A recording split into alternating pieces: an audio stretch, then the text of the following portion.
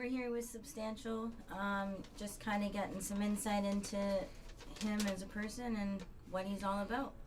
So, when did you decide to start doing music? When I was 13, I started doing music just because I was alone, and started to put my thoughts into paper and started recording. My first mixtape was actually recorded on a mixtape, a cassette. I recorded over a Shania Twain tape cassette. I think it was Shania Twain, and over a karaoke machine. Did my first tape. It was pretty cool. But I got into music when I was 13, 14. What led you to start a career in music?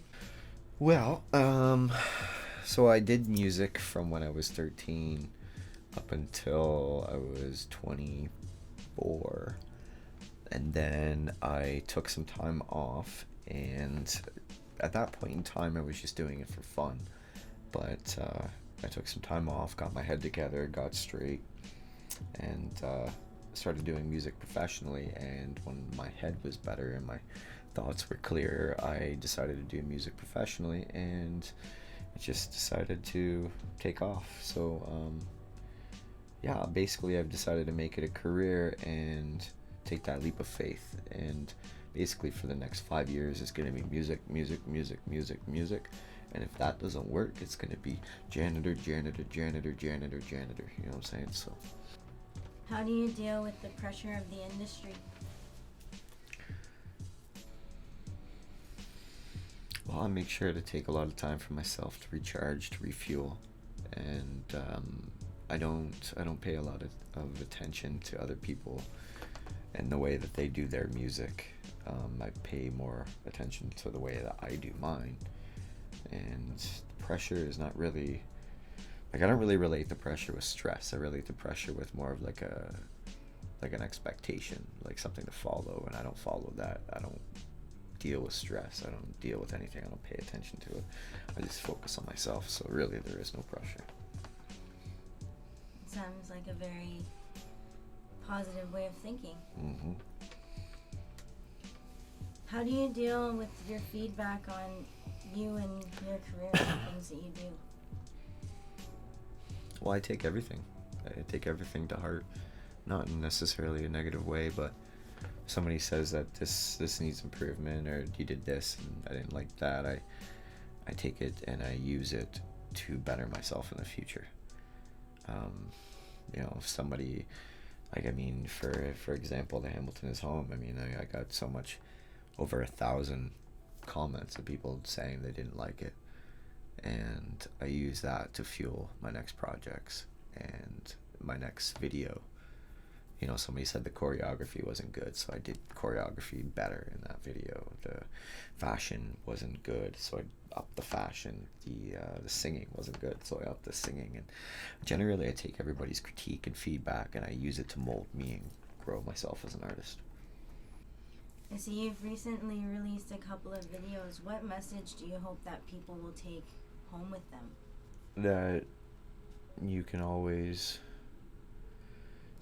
do what you want to do, and you can follow your dreams, and you can make things happen. Everything that I do starts out with an idea or a dream, and I put it on paper and make it to a visual, and then it's seen by hundreds and thousands of people.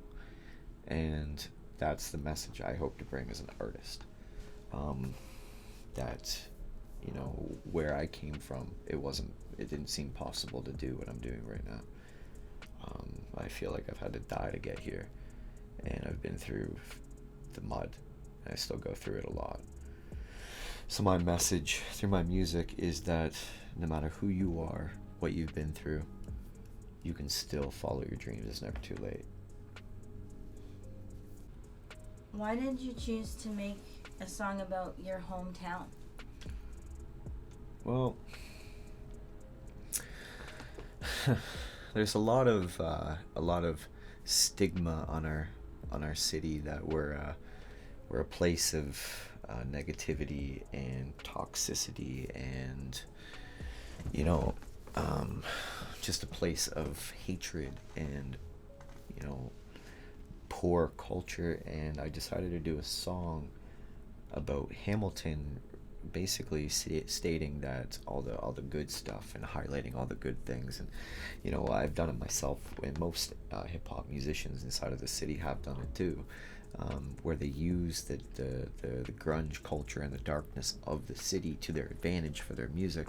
Therefore, in fact, their music becomes darker too. And what I try to do is I try to still have that dark sound and the deep sound, but with a positive look and a visual and positive to enlighten Hamilton. And I mean, we're called the armpit of Ontario on the map. It looks like an actual armpit, but you know, we actually live in a beautiful city. And if you look at the music video and you can see past, you know, some of the things that you can't, you know, don't work up to your standards, then you can see that it has a really good message, and it highlights all the beauty that we have in Hamilton. And yeah, it's just something that I wanted to bring people together. And I mean, we had over 500 people working in that music video alone, people on and off camera. So yeah, it turned out to be good, and the message got across. And I wanted to do it for unity. I wanted to do it to show good in the city that is so frowned upon. How did you pick the areas to shoot the Hamilton is Home video, in terms of how you picked the North End and Gage Park, and kind of areas where, like you said, would be more or less frowned upon because people would think of the bad stuff before they thought of the good stuff, and you brought the good stuff to those neighborhoods, right? Mm-hmm. So I was just wondering how you picked the locations in the city where you would shoot that video. Well, Gage Park was the meeting spot, and they were doing the Midsummer event, so we collaborated with them, and that got the majority of the people there. So that was just a very strategic plan on my behalf as the director. And we picked the that would be most recognized by outskirt people out of the city. People that lived in the city would go, oh, I recognize that. Whereas the mountain isn't really specific. It's not really detailed enough. It's not really memorable enough to see anything in the mountain. I mean, Lime Ridge Mall, that's great, but everybody has a mall. I wanted to show the more real parts, the more city, the more beauty, because from the outskirts in, a lot of people think that Hamilton is just industrial area and, you know, shit places to live and, you know, crap townhouses and buildings run down, but it's really not. I mean, in a sense, like 20% of it is now. 4 years ago it was more like 35, 40, but in a sense it's improving, and I really wanted to highlight that and captivate that look that we're a growing city. Thank you. Do you shoot all your videos by yourself? Nope. So a guy named Josh Tiller, CT Media, films my music videos. I did a lot of music videos by myself, but now I don't do music videos. I do a lot of the editing just because I like it done a specific way. But when it comes to filming and stuff, I'm on the other side of the camera now. What led you to write Stop the Hatred? Well, there was a young man at school that passed away, got attacked and died, and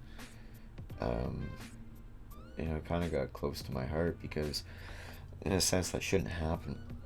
I thought of that situation. I thought if I was 14 years old and my life ended, I would have felt like completely ripped off. I would have been up there in heaven or down there in hell, wherever I'm gonna go. Who knows?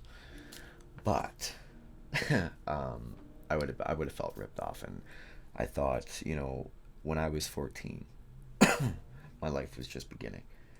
So I wanted to make a song, anti-bullying, my way of contributing, because, you know, 85% of kids nowadays have their phones and headphones in.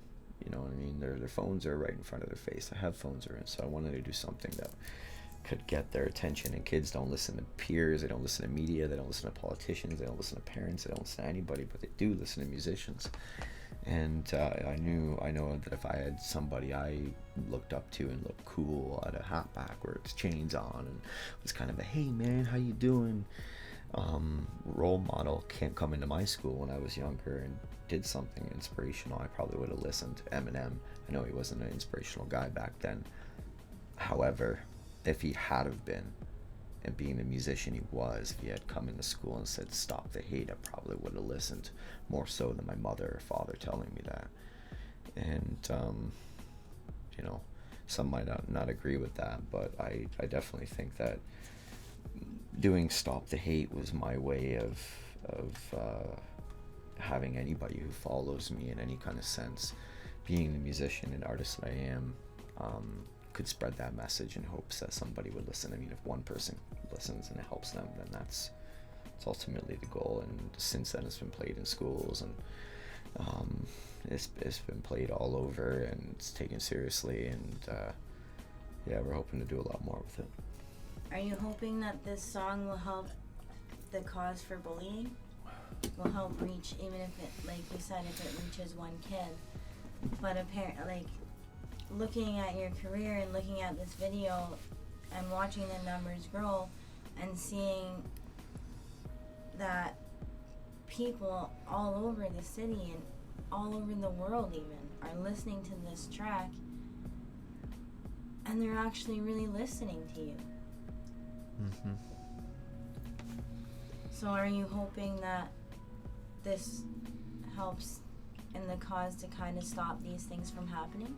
Of course, and it's just the beginning. It's just kind of like a platform. Like, this is kind of like the centerpiece. This video is what I would use when I plan to travel to schools and youth detention centers and stuff like that. And you know, I could use this as a presentation piece, as a watch this, and then when the lights turn on, there I am, the guy from the video, to talk about, you know, to be nice. And yeah, I do hope it helps. It already has. I mean, I've already gotten, you know, numerous messages where people have told me that their kids are improving in school. They're waking up in the morning, they're listening to this song, they're paying more attention, they're putting their phones down, and it's just it's a miracle. So yeah, it actually is helping. So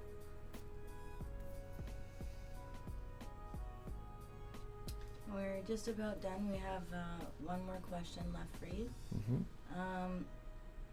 Where do you see yourself in the next 5 years?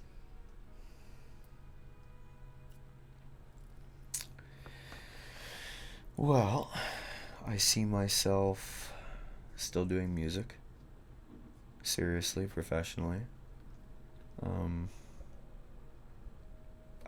I do want to be a signed artist. I do want to be able to do music full time and not have to worry financially, to provide for me or my family when I do have a family. And I mean, that's the sense. And when I say I want to be a signed artist, I don't mean I want to be a rich, famous artist. I want to be taken care of and still be able to do music, because you have a child and you work full time and you have bills and this and that. You can't do music, because music is a creative process. It's not structured in a sense where it's like you're going to write from 4 to 8.